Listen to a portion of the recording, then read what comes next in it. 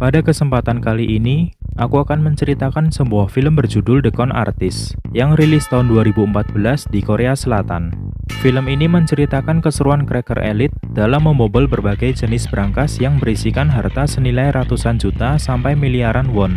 Beberapa unsur seperti hacker, teknologi canggih, gangster, action, dan ditambah plot twist yang tidak terduga menjadikan film ini sangat menarik untuk dibahas. Tanpa berlama-lama, langsung aja kita masuk ke dalam filmnya. Dan silahkan subscribe kalau kamu suka sama video di channel ini.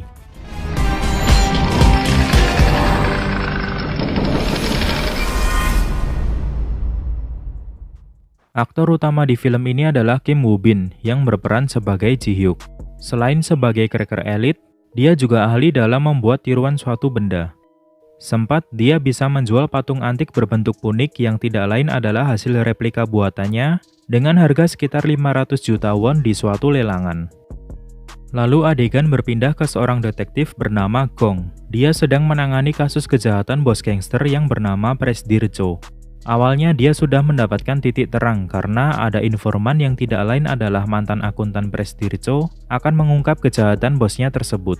Tapi sayang sekali, dalam perjalanan dia diculik oleh anak buah Presdir Cho dan akhirnya dikubur hidup-hidup di dalam semen. Kembali lagi ke Ji Hyuk, dia berhasil membuat uang tiruan yang sangat persis dengan uang aslinya. Tapi uang tersebut lemah dengan alkohol karena masalah perekatan tinta. Dan dia berkata kepada Go-in teman satu timnya bahwa uang tersebut bisa menjadi keuntungan. Ya mungkin kalau uang tersebut bisa digunakan, dia akan tajir banget karena bisa memproduksi uangnya sendiri. Suatu hari, Ji Hyuk mendatangi galeri milik seorang wanita bernama Yuna. Tidak lain adalah untuk berinvestasi, dan dia juga ingin menaruh lukisan wanita yang dia cintai di galeri tersebut. Tidak tanggung-tanggung, dia akan investasi sampai 1 miliar won. Kelihatannya mungkin cukup aneh kenapa dia menginvestasikan uangnya di tempat tersebut. Tapi tunggu aja karena nanti akan terjawab kok. Walaupun begitu, sebenarnya dia belum memiliki banyak uang dan dia sedang merencanakan suatu kejahatan untuk menghasilkan uang. Tapi dia membutuhkan seorang hacker untuk membantu aksinya. Dan terpilihlah Jong Bae, seorang hacker profesional namun reputasinya buruk karena ada rumor beredar bahwa dia dulu pernah mengkhianati rekannya. Namun, Ji Hyuk tetap percaya untuk merekrutnya. Setelah itu, dia juga menyewa gudang besar untuk dijadikan markas kepada seseorang bernama Turbo. Ternyata kejahatan yang dia maksud adalah mencuri toko perhiasan. Tetapi sebelum itu, mereka melakukan perencanaan terlebih dahulu. Mulai dari pemetaan, survei lokasi sekitar, menyadap CCTV, cara mengelabui polisi, dan lain-lainnya. Namun mereka masih belum menemukan cara untuk masuk ke ruangan VIP toko perhiasan. Tidak lain adalah untuk mengetahui jenis berangkas apa yang digunakan. Karena setiap berangkas perlakuannya berbeda-beda. Dan Ji Hyuk sebagai cracker elit juga harus mengetahuinya terlebih dahulu. Kita kembali dulu ke Presdir Cho. Ternyata dia memiliki pekerjaan yang sama dengan Ji Hyuk, yaitu sebagai pencuri. Tapi dengan skala yang lebih besar dan dia juga memiliki banyak anak buah. Namun dia sedang dalam masalah karena dia kesulitan mencari cracker elit untuk menjalankan proyek besarnya. Suatu hari, Ji Hyuk bertemu dengan Yuna di sebuah restoran. Di sini dia melihat Yuna menggunakan berlian, dan dia tahu bahwa itu adalah berlian Yujin biru dari permaisuri Napoleon III yang sangat mahal harganya. Dan ternyata itu adalah kalung peninggalan ayahnya. Lalu Ji Hyuk mengajaknya untuk mengecek harga kalung berlian itu di toko perhiasan. Karena pembawaannya yang kalem dan meyakinkan, akhirnya Yuna menuruti ajakannya. Di toko pertama, si penjaga toko mengetahui bahwa berlian itu sangat langka dan mempunyai harga yang sangat mahal. Ji Hyuk sudah ditawari untuk masuk ruang VIP, tapi dia menolak dan memutuskan untuk pergi. Namun sebelum itu dia meninggalkan sebuah koper di bawah kursi. Di toko kedua, dia juga ditawari untuk masuk ruang VIP dan kali ini dia menerimanya. Di dalam ruang VIP, tampak dia memperhatikan berangkas yang ada di situ. Dia mengetahui bahwa itu adalah berangkas seri M dari Swiss. Sepertinya mengecek harga hanyalah kedok. Tujuan utamanya adalah untuk memasuki ruangan VIP toko perhiasan tersebut. Dan untuk mengetahui jenis berangkas apa yang digunakan. Karena hanya orang yang memiliki perhiasan mahal dan langka yang bisa masuk ke ruangan tersebut. Lalu kenapa di toko pertama dia menolak masuk dan malah meninggalkan koper di bawah kursi? Kita akan segera mengetahuinya. Hari pencurian pun tiba. Di sini mereka melakukan tugasnya masing-masing dengan sangat rapi. Koin berpura-pura mabuk dan menempelkan peledak di kaca, lalu dia mengacau sampai alarm berbunyi. Setelah itu polisi datang dan mengira itu hanyalah ulah orang yang mabuk. Tiba-tiba kaca tadi meledak dan koper yang ditinggalkan Ji-hyuk mengeluarkan asap, sehingga polisi mengiranya itu adalah suatu kebakaran. Ternyata toko pertama yang ditaruh koper tadi bukan yang akan dicuri, melainkan hanya sebagai pancingan untuk polisi, agar mereka bisa lebih leluasa mencuri di toko yang lain, yaitu toko kedua yang Ji-hyuk datangi. Cerdik banget sih ini. Dengan peralatan yang super canggih, Ji-hyuk dan Go-in bisa masuk ke ruangan VIP tadi dan melancarkan aksinya sebagai cracker elit. Sedangkan Jong-bae mengawasi di luar. Berbekal kemampuannya yang mumpuni, bukan hal sulit untuk bisa membobol brankas tersebut. Akhirnya, berlian dengan nilai ratusan juta bisa mereka angkut pulang. Sayang sekali, mereka berurusan dengan orang yang salah. Ternyata toko perhiasan tadi masih berhubungan dengan bos gangster yaitu Presdircho. Tapi di sini Presdircho tidak marah, melainkan dia kagum dengan cracker elit yang bisa mengelabui polisi dan membobol brankas dengan sangat cepat. Tanpa pikir panjang, Presdircho mengutus anak buahnya untuk mencari tahu siapa cracker elit tersebut. Singkat cerita, Presdircho sudah mengetahui markas Ji-hyuk dan langsung mendatanginya untuk mengajak kerjasama. Tapi bukan dengan cara yang baik-baik tentunya. Tahu sendirilah kelakuan gangster seperti apa. Ji-hyuk yang datang terlambat mendapati teman-temannya sedang disandra, dan dia mencoba melakukan perlawanan. Namun sia-sia karena dia ini sebenarnya nggak jago bela diri. Lalu, Presdircho menawarkan kerjasama tersebut dan langsung ditolak oleh Ji-hyuk, sampai akhirnya mereka dikurung di suatu ruangan. Setelah beberapa waktu, Presdircho memanggil mereka dan kembali menawarkan kerjasama. Tapi kali ini disertai dengan ancaman, bahwa kalau mereka menolak, maka akan berakhir seperti mantan akuntannya yang dikubur hidup-hidup di dalam semen. Selain itu, dia juga memberi tawaran yang menggiurkan, yaitu pencurian uang senilai 150 miliar won. Uang tersebut adalah hasil pencucian uang oleh pemerintah yang disimpan dalam suatu gudang di Bea Cukai Incheon. Namun pencurian itu tidak akan mudah tentunya, karena tempat itu dilengkapi dengan keamanan terketat di Asia. Ditambah lagi, proyek besar ini harus segera dieksekusi sebelum uang dipindahkan. Dan karena tawarannya cukup menarik, akhirnya Ji-hyuk menerimanya. Di samping itu, Presdircho mengetahui bahwa Jong-bae ini tidak setia, karena dia mendengar rumor bahwa Jong-bae ini pernah mengkhianati rekannya. Dan akhirnya mengajak Jong-bae untuk berada di sisinya dan mengkhianati teman-temannya. Tentunya dengan iming-iming uang yang berlimpah. Adegan berpindah ke Ji-hyuk yang sedang duduk seorang diri dan flashback ke masa lalu, di mana dia duduk di tempat yang sama namun dengan seorang bapak tua, yang tidak lain adalah ayah dari Yuna. Di sini ayah Yuna berkata, tidak ada sukses terakhir bagi seorang pencuri.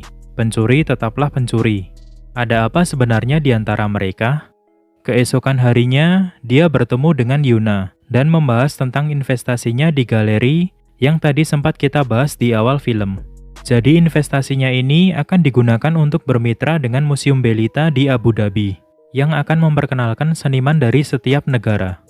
Kembali lagi ke rencana pencurian uang senilai 150 miliar won, beberapa strategi sudah mereka susun. Go-in membuat bom untuk nantinya diledakkan di area Bea Cukai. Tujuannya untuk memancing perhatian penjaga agar Ji-hyuk bisa membobol brankas dengan tanpa gangguan. Jong-bae mempersiapkan alat yang dipasang ke server Bea Cukai, agar nantinya dia bisa membajak sistem di Bea Cukai, jadi dia akan membuat seolah-olah ada kesalahan sistem, dan terpaksa pihak Bea Cukai akan mematikan serta mereset sistem, sehingga otomatis akan mematikan kamera pengawas CCTV dan sensor laser yang ada di gudang brankas. Tapi mereka hanya punya waktu 45 menit sampai sistem di Bea Cukai hidup kembali. Sedangkan Ji-hyuk masih fokus berlatih membuka brankas seri L dari Israel yang ada di gudang tersebut. Setelah itu, adegan memperlihatkan anak buah Presdircho menyodorkan sebuah kertas kepada bosnya tersebut. Tidak lain adalah fakta mengenai data pribadi Ji-hyuk. Dan di sini Presdircho mulai sadar bahwa Ji-hyuk mempunyai hubungan dengan ayah Yuna. Terlepas dari rencana pencurian berskala besar tadi, tampaknya ada sesuatu di balik Ji-hyuk, Presdircho, serta ayah Yuna. Suatu hari, Ji-hyuk dan Yuna bertemu dan terlibat obrolan. Di sini, Ji-hyuk memberitahu bahwa selama ini ayah Yuna yang dipercaya meninggal akibat kecelakaan, sebenarnya meninggal karena dibunuh. Setelah obrolan tersebut, tampak Yuna sangat marah kepada Ji-hyuk karena menyembunyikan sesuatu darinya selama ini. Dan saat memasuki mobil untuk pulang, tiba-tiba dia dibekap dari belakang dan diculik. Ya, kemungkinan besar ini adalah kaki tangan dari Presdircho. Kita akan masuk ke bagian pencurian uang senilai 150 miliar won di Bea Cukai Incheon. Dimulai dengan Presdircho dan Jong-bae yang masuk ke lokasi dengan ID card palsu. Jong-bae mulai membajak sistem keamanan bea cukai. Sedangkan Presdircho mulai meledakkan lokasi yang tadi sempat ditaruh bom. Seketika, orang-orang panik berhamburan dan para petugas keamanan berfokus pada titik peledakan bom. Sedangkan di tempat lain, Ji-hyuk, Go-in, dan salah satu anak buah Presdircho memulai aksinya membobol berangkas. Walaupun pada awalnya sempat gagal, namun dia bisa berhasil pada percobaan kedua. Saat berangkas dibuka, banyak banget sih ini uangnya. Akhirnya mereka memindahkan uang tersebut menggunakan mobil pickup untuk nantinya diangkut menggunakan bot di pinggir dermaga. Namun dikarenakan uangnya sangat banyak, maka tidak cukup hanya sekali angkut, jadi mereka harus bolak-balik mengambil uang. Di sini mereka kejar-kejaran dengan waktu reset sistem bea cukai. Tapi untunglah mereka berhasil membawa tumpukan uang yang terakhir ke dermaga. Saat memindahkan tumpukan uang yang terakhir, tiba-tiba datanglah polisi yang sedang berpatroli dengan mobil. Ji-hyuk pun berinisiatif mengalihkan polisi dan menjadikan dirinya sebagai umpan. Tapi seperti ada maksud lain oleh Ji-hyuk, yang juga disadari oleh Presdircho yang curiga terhadapnya. Di sisi lain, Detektif Gong bersama polisi mendapatkan info telah terjadi peledakan bom oleh teroris di daerah bea cukai, dan mereka bergegas mendatangi tempat tersebut. Kembali lagi ke Ji-hyuk, di sini dia menuju ke suatu ruangan dan tampak sedang mengotak-atik data. Namun gerak-geriknya itu diketahui oleh Presdircho yang langsung menodongkan pistol kepadanya. Tampaknya di sini Presdircho sudah tahu bahwa Ji-hyuk akan mengkhianatinya. Lalu terjadilah percakapan di antara mereka, dan flashback. Ternyata benar bahwa ayah Yuna meninggal karena dibunuh, dan pembunuhnya adalah kaki tangan Presdircho. Sebelum itu, aku akan menjelaskan bahwa ayah Yuna ini adalah seseorang yang sangat dihormati oleh Ji-hyuk, dan kemungkinan besar dia adalah seniornya di dunia cracker elite. Sedangkan kenapa Presdircho membunuhnya? Itu karena Presdircho sempat menawarkan kerjasama kepada ayah Yuna untuk melaksanakan aksi pencurian dengannya. Karena seperti yang kita ketahui, bahwa Presdircho selama ini mencari orang yang ahli di bidang cracker elite. Namun ayah Yuna menolak dan akhirnya dibunuh.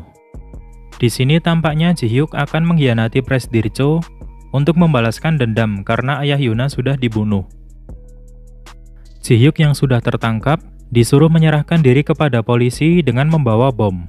Dan dia diancam kalau berani macam-macam, maka Yuna yang sudah diculik akan dicelakai. Ternyata benar, dia yang telah menculik Yuna dan dijadikan sandera. Akhirnya Ji-hyuk menyetujuinya. Setelah itu, Presdircho menyadap telepon polisi, menginfokan bahwa pelaku bom teroris menggunakan mobil putih berplat 268213, yang tidak lain adalah mobil yang dikendarai Ji-hyuk. Lantas terjadilah kejar-kejaran di antara Ji-hyuk dan polisi yang keren banget.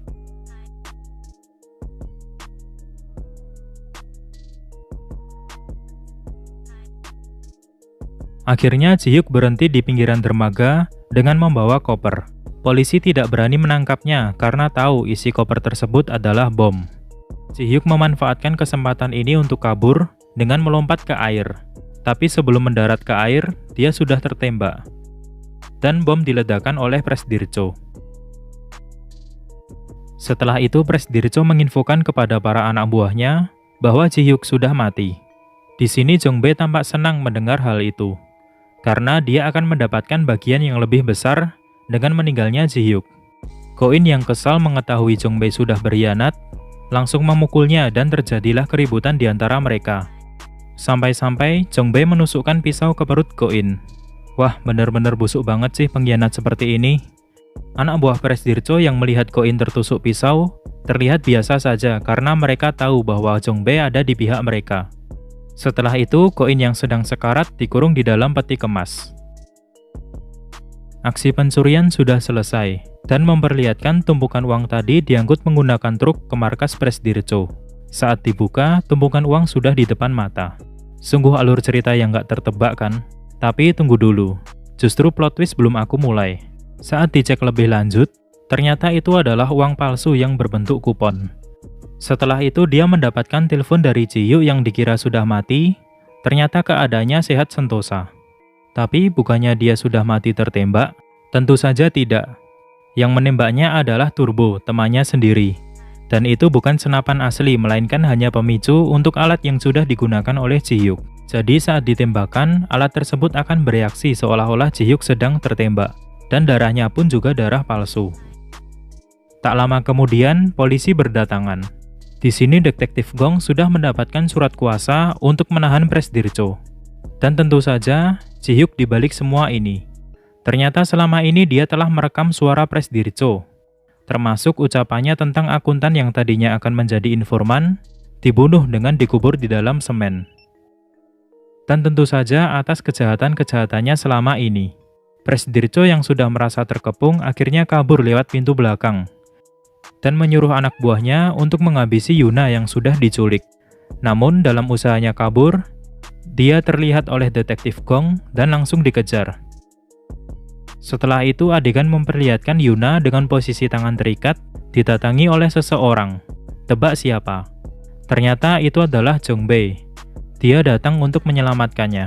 Lah, berarti dia nggak berkhianat selama ini. Jadi sejak awal, dia memang tidak berkhianat. Dia hanya berpura-pura menjadi pengkhianat atas arahan dari Ji Hyuk. Lalu kenapa dia menusuk Ko-in? Ternyata ini juga settingan. Sebenarnya dia menusukkannya dengan pisau mainan, dan darahnya pun juga darah palsu. Lalu diperlihatkan, Ko-in dan Jong Bae kembali ke markas Presdir Cho. Mereka berpura-pura sebagai polisi dan membawa tumpukan uang yang ada di dalam truk tadi. Loh, bukannya itu uang palsu? Lalu mau diapakan? Nanti akan aku jelaskan kok.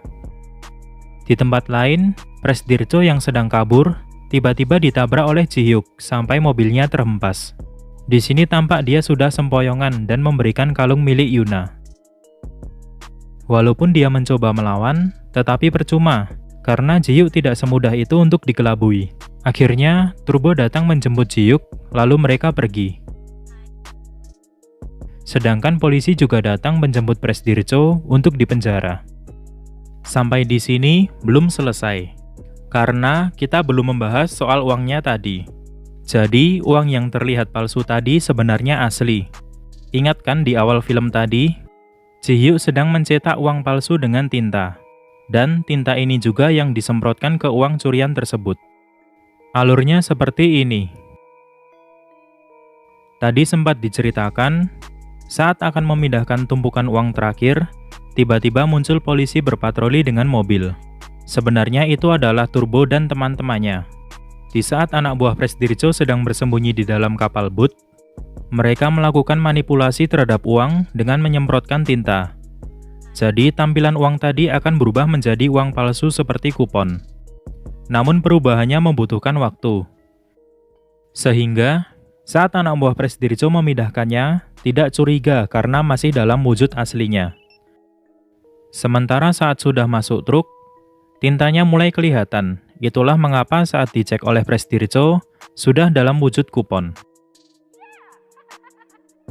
Tetapi seperti yang kujelaskan di awal film, tinta ini tidak permanen karena lemah terhadap alkohol. Dan setelah itu, adegan memperlihatkan uang tadi dicuci, sampai tintanya luntur, dan memperlihatkan wujud aslinya. Beralih ke Yuna, dia tiba-tiba menemukan tas di depan pintunya. Di tas itu berisi foto dirinya dengan ayahnya, dan tumpukan uang. Tampak juga tulisan, Ini investasi sesuai janji. Maaf terlambat. Yang tidak lain adalah dari Ji-hyuk. Setelah itu adegan berpindah ke Museum Belita di Abu Dhabi. Museum inilah yang tadi sempat Yuna sebut akan menjadi mitranya. Tetapi di sana dia merasakan sesuatu hal yang aneh. Karena melihat kalung miliknya dipajang dan terdapat tulisan bahwa itu adalah barang spesial dari Korea Selatan. Lalu dia melangkah lagi dan menemukan lukisan dirinya terpampang di museum itu. Ingatkan rencana Ji-hyuk untuk berinvestasi dan memasang lukisan wanita yang dia cintai di galeri milik Yuna. Ternyata wanita yang dimaksud adalah Yuna. Setelah itu Ji-hyuk muncul dari belakang dan film selesai. Selanjutnya aku akan menjelaskan bagian yang mungkin akan jadi pertanyaan. Yang pertama adalah, kenapa Ji-hyuk melakukan investasi di galeri milik Yuna? Jadi sejak awal dia sudah tahu bahwa Yuna adalah anak dari seorang yang sangat dia hormati. Tujuannya tidak lain adalah ingin menjaga dan menjamin hidup Yuna baik-baik saja. Namun pada akhirnya, mungkin Ji-hyuk juga mulai jatuh cinta kepadanya. Lalu, kenapa hasil pencurian uang di bea cukai tidak diberitakan ke media dan dicari pencurinya? Karena uang tersebut adalah uang haram, hasil pencucian uang oleh pemerintah, dan tidak mungkin mereka akan membocorkannya ke publik. Lagian uang segitu juga tidak terlalu besar bagi pemerintahan. Aku juga akan menjelaskan bahwa merampok toko perhiasan yang masih berhubungan dengan Presdirjo itu bukan suatu kebetulan. Kemungkinan Ji-hyuk memang sudah merencanakannya sejak awal, agar dia bisa masuk ke dunia Presdirjo dan membalaskan dendamnya untuk ayah Yuna yang sudah dibunuh. Terakhir, tidak semua uang dicat, melainkan hanya tumpukan terakhir saja. Tetapi sesuai logika, tumpukan terakhir uang yang diangkut ke truk berarti berada paling dekat dengan pintu truk. Dan itulah yang dicek oleh Presdirjo. Padahal uang yang di belakang harusnya tetap dalam wujud aslinya. Tapi mungkin Presdirjo dan anak buahnya sudah panik sampai tidak melihat ke bagian dalam lagi. Terima kasih sudah menonton video di channel ini. Jangan lupa subscribe kalau kamu suka sama videonya, agar kita bisa ketemu lagi di video selanjutnya. Dan sampai jumpa.